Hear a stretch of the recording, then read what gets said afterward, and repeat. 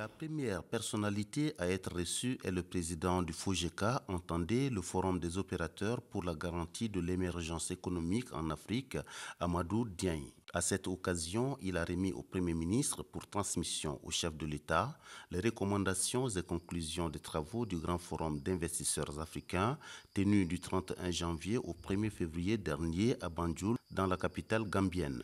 Le président du FOGECA a également rappelé que le maréchal du Tchad, Mahamat Idriss Déby Itno, était l'invité d'honneur de cette édition pour de très bonnes raisons. Il est difficile de parler de développement sans s'en référer également au président tchadien pour ses nombreuses activités au niveau économique qu'il mène, que ce soit au Tchad, que ce soit au niveau de la CENSAD, que ce soit au niveau de l'Union africaine.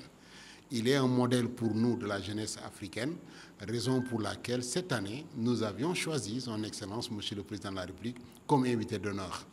Alors, Monsieur le Premier ministre en a pris bonne note, il a reçu les conclusions, il les remettra à son Excellence, Monsieur le Président de la République, et nous en avons profité pour exprimer un souhait, un vœu, celui de tenir pour l'édition 2025 le Forum des investisseurs africains à N'Djamena, pour permettre au secteur privé africain de se retrouver à N'Djamena et de participer au développement économique du Tchad, au développement économique de l'Afrique, mais également au développement économique de la CENSAD. Voilà donc les raisons pour lesquelles nous étions venus, en marge de la conférence de l'Union africaine, rencontrer le chef du gouvernement tchadien et lui exprimer le point de vue donc, du secteur privé africain.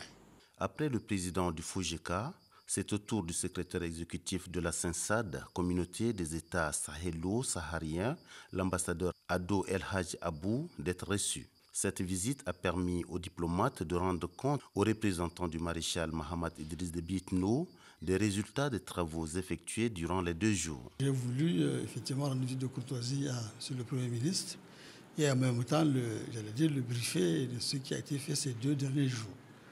Je l'ai bien entendu parler de la réunion des communautés économiques régionales, on appelle la réunion de la plateforme Interrex, qui est une réunion qui concerne les communautés économiques régionales et donc qui a pour élément central la question de la coordination entre la Commission de l'Union africaine et les CER, les communautés économiques régionales. Donc j'ai tenu à informer M. le Premier ministre de comment cela se passe, des difficultés qu'il y a effectivement dans cette coordination souhaitée, dans cette interaction nécessaire pour faire avancer les grands sujets de l'Union africaine. Voilà ce qui a pu être fait, en tout cas les grandes lignes de ce qui a pu être fait au niveau du Conseil exécutif les 10 et 11. Voilà, dans la perspective effectivement de sa participation donc, au sommet demain 13.